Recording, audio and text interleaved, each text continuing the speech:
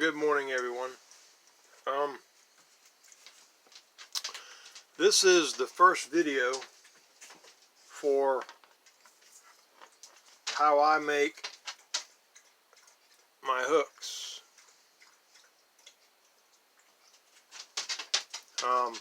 We're going to turn this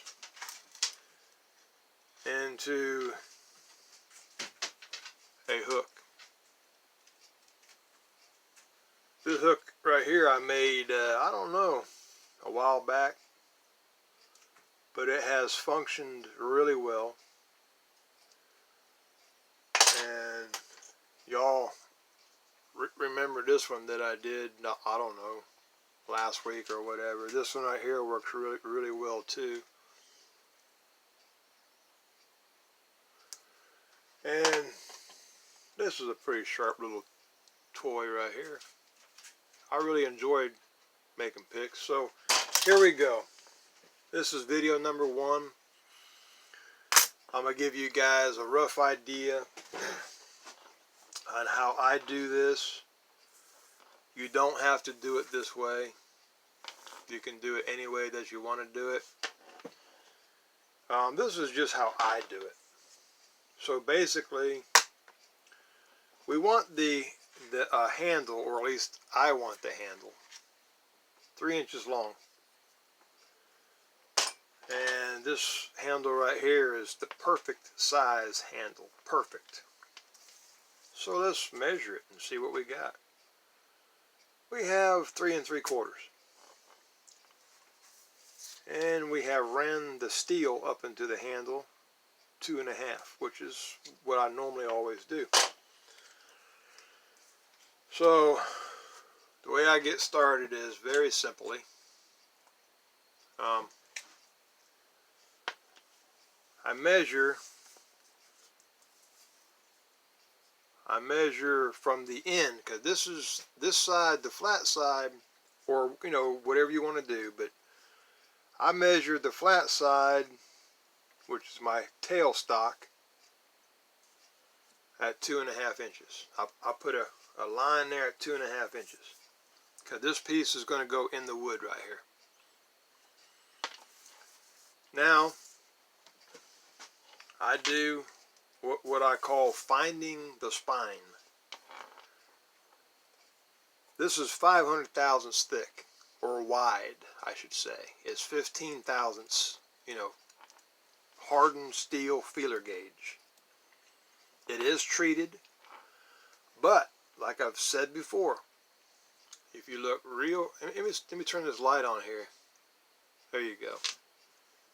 If you look real close, you see those lines?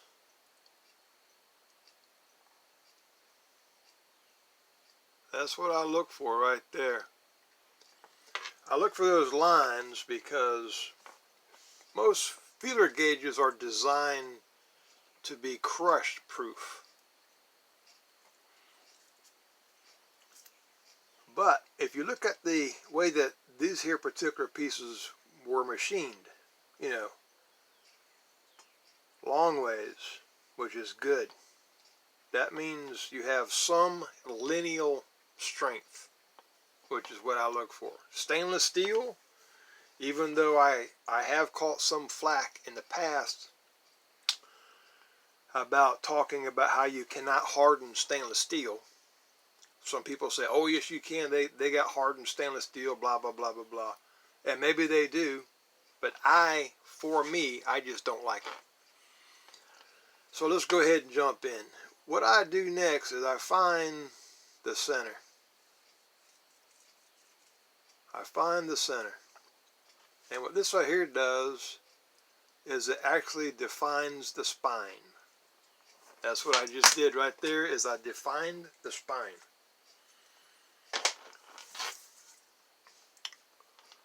Now, if you keep in mind, this is the line on which your pick is going to be designed from. You see the long line? The long line. That's your pick right there. That's it. And then what I do after that is I measure Depends on if you want a long shank hook or a short shank hook. I like 1 3/4 is my favorite length of pick. There's about 1 3/4 or 1 1/2, 1 3/4, whatever you want to do. Now in this video here, oh my God, I'm already on 5 minutes. I am not going to do any grinding. So I just wanted to show you guys how I set up my steel for grinding. Now, in the next video, what I'm going to do is I'm going to start grinding right about here. That's because you want to leave at least 100 thousandths from the inside of the curve to the point of the curve on the hook, because that's what we're designing here. And as you all know, the top of the pick has to remain straight. The bottom of the pick is the strength part of it. So what we're going to try to do is we're going to try to angle this up just a bit. So in the end, if everything turns out halfway decent, we'll end up with something about like that. The top is straight, the bottom has the angle going up to the curve on the hook, and that is what provides the strength so that you can push down on the pins. Anyway, this is just the beginning, video 1. I hope you guys enjoyed this, and stay safe. I'll talk to y'all later.